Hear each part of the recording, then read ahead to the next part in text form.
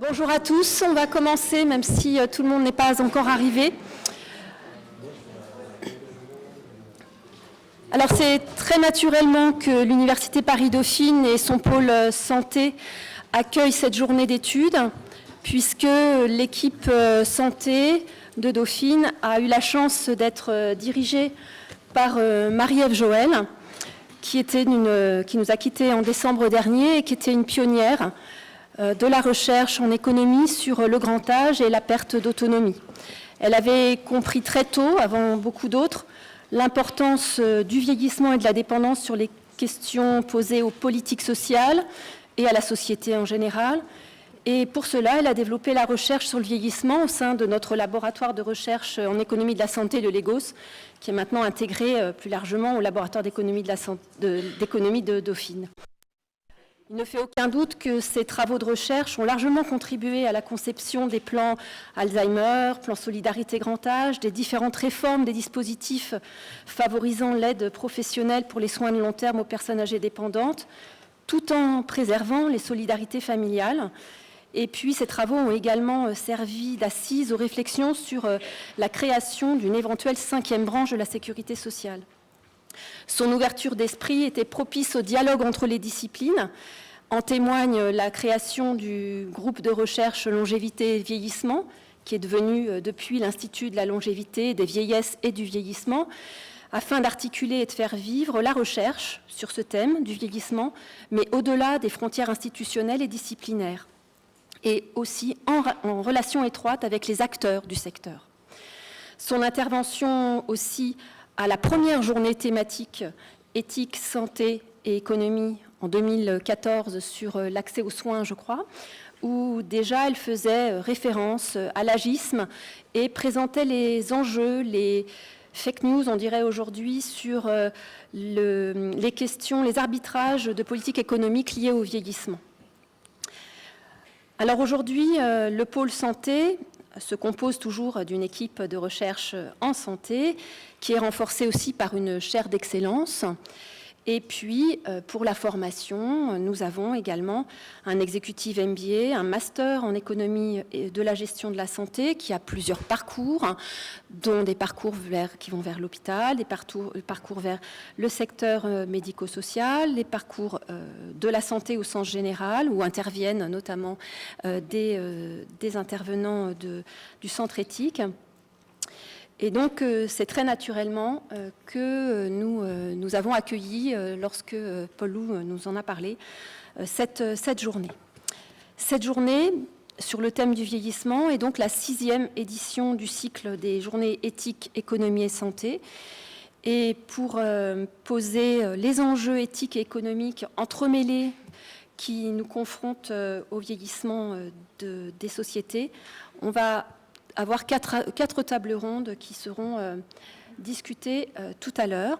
On reviendra sur ces tables rondes et puis je vais laisser la parole à Emmanuel Hirsch, qui est donc le directeur du Centre éthique Île-de-France, pour qu'il vous le salue également. Merci. Merci Sandrine de l'accueil. Tout d'abord, effectivement, un moment d'émotion, parce que Marie-Ève Joël était une personnalité pour nous essentielle. Elle était à la fois économiste, mais très engagée dans ses réflexions politiques, et elle a éclairé notre cheminement, notamment lorsque, en 2008-2012, nous avons assumé la responsabilité de l'espace national de réflexion éthique sur la maladie d'Alzheimer. Ensuite, on a continué à être espace national de réflexion éthique sur les maladies neurodégénératives. Et à la fois, dans nos rencontres avec Marie-Ève, on a à la fois une personnalité très chaleureuse, très attentive et très concrète. C'est-à-dire, on sentait une grande scientifique. Et effectivement, toutes ces études, ces recherches au niveau international sont reconnues, mais également une sensibilité, notamment sur la position des proches dans l'aventure de la maladie et le coût économique, le reste à charge. Bref, pour nous, elle demeure une personnalité de référence. C'est pour ça que sur le site de l'espace éthique, avec Paul Lou, on a eu à cœur de présenter une vidéo. Pour nous, donc, elle fait partie des figures marquantes, elle le restera. Juste 2 points. D'abord, pour remercier Paul Loup d'avoir organisé avec Sandrine cette rencontre. Et c'est vrai qu'au tout départ, quand on a créé l'espace éthique en 1995 à l'assistance publique hôpitaux de Paris, on ne pensait pas que les sujets d'ordre économique prendraient cette importance. On le voit bien sûr à travers la crise que connaît l'hôpital public aujourd'hui. On nous parle beaucoup de financement. C'est dire à quel point... Soyez rassurés, je ne dis pas des choses à ce point essentielles pour que vous ayez besoin de les entendre. C'est juste une ouverture. Ce qui sera intéressant, c'est les intervenants. Non, je dis, on voit à quel point aujourd'hui l'économique est totalement présent.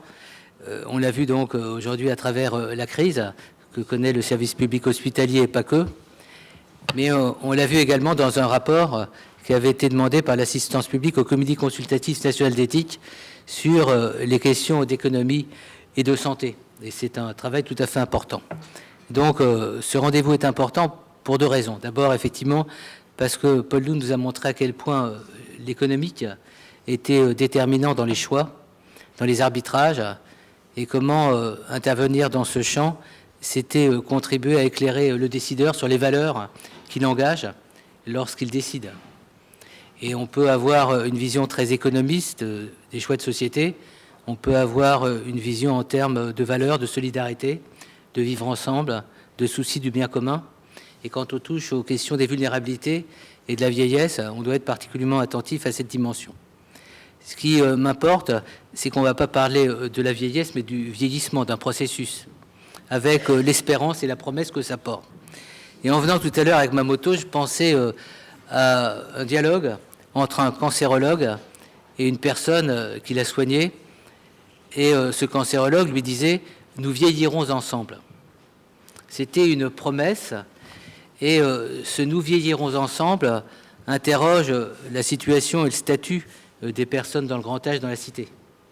Est-ce qu'elles font encore partie de notre ensemble? Est-ce que notre sollicitude est encore au rendez-vous, et comment en témoigne-t-on? Dans l'expérience de l'espace éthique, et Catherine Olivet qui était à ma droite en est témoin, dès 1996, on a consacré un travail de recherche-action au vieillissement, mais à travers la maladie. Et pour nous, c'est vrai qu'on était un espace éthique hospitalier. Le vieillissement, c'était surtout la perte d'autonomie, les dépendances. C'était aussi, et le débat émergeait déjà, les EHPAD, c'est-à-dire les structures d'accueil, alors qu'au fur et à mesure, on s'est rendu compte que la personne dans l'âge a une expertise, un savoir, a une vérité humaine, a ses propres conceptions qui doivent être respectées, qui doivent être honorées. Et c'est là où on a développé une autre réflexion qui était de démédicaliser la question du vieillissement et de la socialiser, pour ne pas dire de la politiser. Et au fur et à mesure de nos universités d'été, on a vu à quel point cette question est une question politique et une question de démocrate, c'est-à-dire comment on reconnaît dans une société la diversité de ses composantes et comment nous avons des obligations particulières à l'égard de personnes qui sont en situation de vulnérabilité et qui le sont d'autant plus qu'on est inattentif à leur situation. Voilà ce que je voulais dire en termes d'introduction. L'éthique, grâce à Paul Loup chez nous, a pris un rendez-vous avec l'économie et surtout avec la responsabilité politique. Et dans le contexte actuel, je parle d'évolution de la situation à travers le coronavirus. Pour l'instant, les enjeux économiques ne sont pas apparus comme déterminants, puisqu'on est, j'allais dire, dans les prémices d'une situation qui ne demande pas de mobiliser les moyens.